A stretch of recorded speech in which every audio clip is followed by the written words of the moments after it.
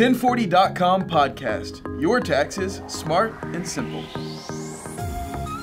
Hi, and welcome to the 1040.com podcast. I'm Susanna, and this is Mike. He is the head of development of the software for 1040.com.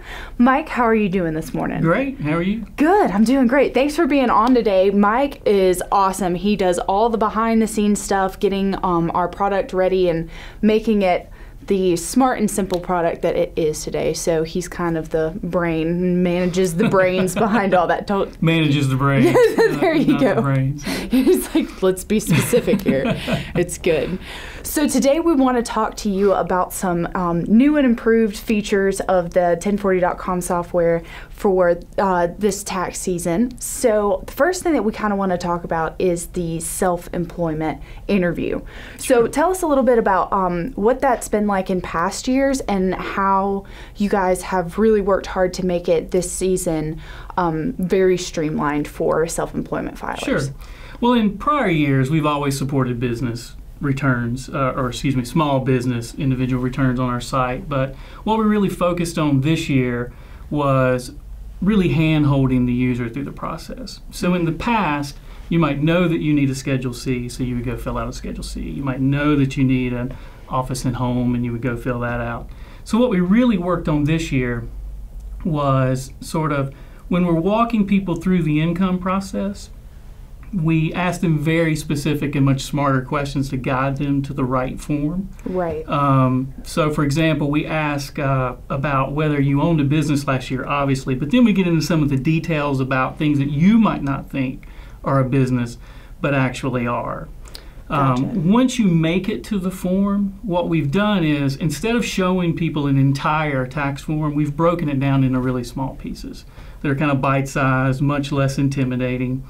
Our analysts have done a really good job of showing you the parts of the forms and process that are most important while allowing people that have what we would refer to as an edge case, a way to do their return. So an example of that is when you're walking through and say that you had a small business that was photography, for example. And one thing you might be doing is depreciating. It's a big word, but it's simple in some ways. Depreciating your photography equipment. You'd like to write that off. Right. Well, depreciation can be a really, really complex thing to do. But for most small businesses in that scenario, sort of a side gig type thing, it's not that difficult. So what we do is we tailor the interview towards these small businesses and walk them through, showing them the most recommended option for each thing. And we have the help in line. So what we do is as we're walking them through the interview, we think, what might they be asking as we're prompting them for information? That's awesome. And then we sort of, what we refer to them as interjections. We interject that. Like if a common question might come up about what method of depreciation, we put that in there. I turned out to kind of be a test case for this because I used to do some art and different things on the side. And so very cool. I was one of the filers for this. And so we would take these scenarios, and in fact, I think you helped provide us with some of these scenarios. We did. Yeah. That was a lot of fun. We got sent some of the, it was like, here's a profile, now see if you can file this person's taxes. And they were very, intricate, and this was before the updates. Right. That was a fun couple of weeks. We were like, please help us. So what we did was we'd take those use cases and we would walk through as these people, and we would say, well, what's a person going to ask at this point? And then rather than having you, like in the past, maybe have to jump over to the help section of 1040.com, we would have a little help right there that you could click and get much more detail. That's awesome. So that's a big help, but probably the biggest thing is limiting the number of things you see at one time so you can be confident we're walking you through exactly the fields that you need to fill out. Right. And then where you have a choice, we say a good bit about that choice. So if we take depreciation as an example, most is one type. So we explain that, show you that it's recommended, to try to make it a bit less intimidating. That's awesome. The other thing we've done there is, it can seem a bit counterintuitive, is since most of this is revolved around income, we've moved it to our income section. Okay. So that as we're walking you through your business, we're asking you everything about your business in one place. That's awesome. So that while you're in that mode of doing it, you're talking about the same business. So, for example, you go to income, you start telling us about your photography business. We're going to go ahead and ask you about your expenses for that business while you've got everything right there.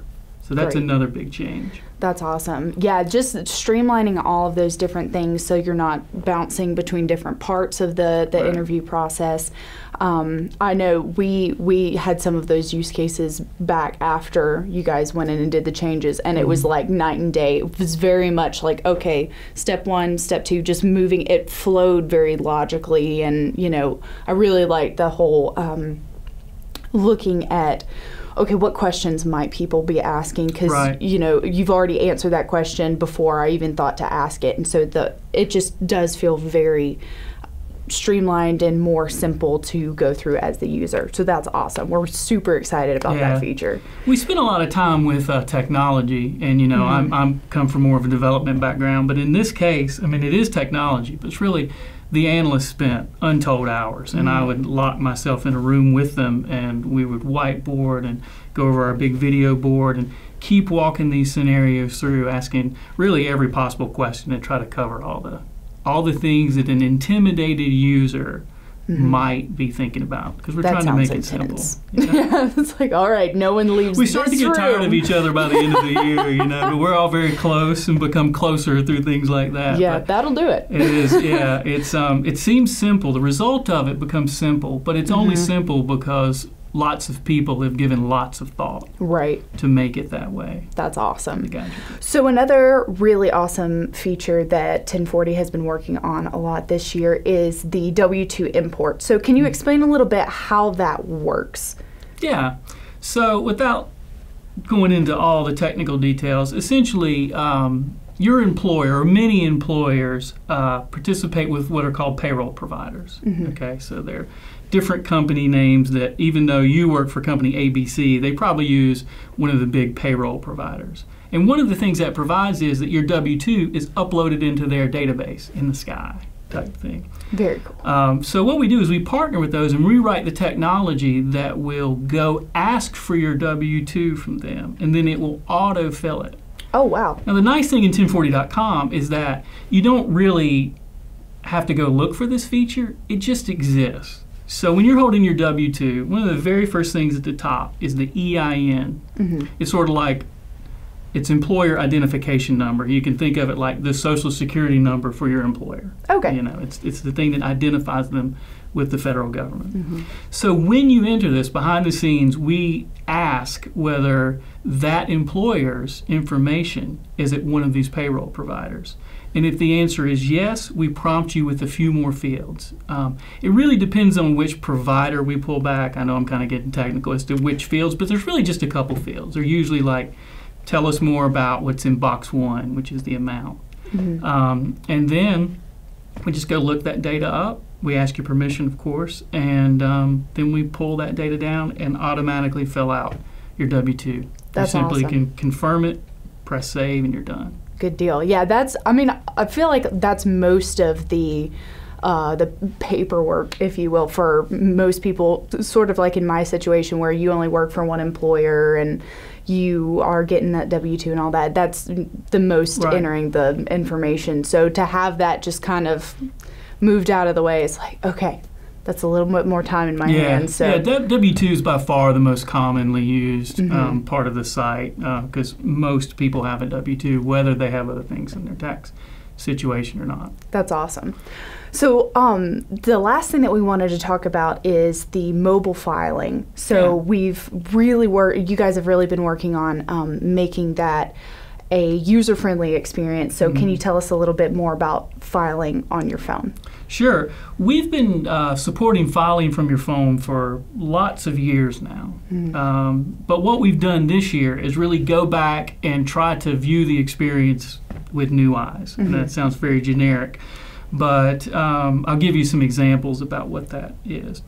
In the past, on the My Return, which is kind of like your landing page when you log into the site, you know, it tells you what the status is of your returns and all are. We put a lot of information on there in the past, but it wasn't always organized in a way that fit on your phone very well. Gotcha. So we've switched to more of a card simple. In other words, it's just a little status that describes your federal status, and if an action is required, there's a big button that that you can press and go through it. Nice. Our interview, if you notice this year, as we walk you through, in the past, we may have asked you several questions that may result in needing to fill out several forms. We would go a little ways and we would present you with a few forms. Well, this year we pause right when we know you need your W-2, for example. Nice. And take you directly to your W-2. If you need to add more, you have nice big buttons right in front of you. Do you need to add another W-2? So it's just much more clear. And we've also actually launched into the App Store this year. So we've improved the mobile experience on the phone, even if you're in your browser. But we've also then put that into a native app and put that into the App Store if you prefer that. Very cool. Well, Mike, thank you so much for joining us today. Yeah, it's been my pleasure. Thanks for having me. It's been really great, and just to get a better understanding of the new features that we have. The next podcast coming up, we're going to talk about how you can get your fastest possible refund. So everybody always wants to know that. Yeah. So stay tuned for that, and we'll see you next time.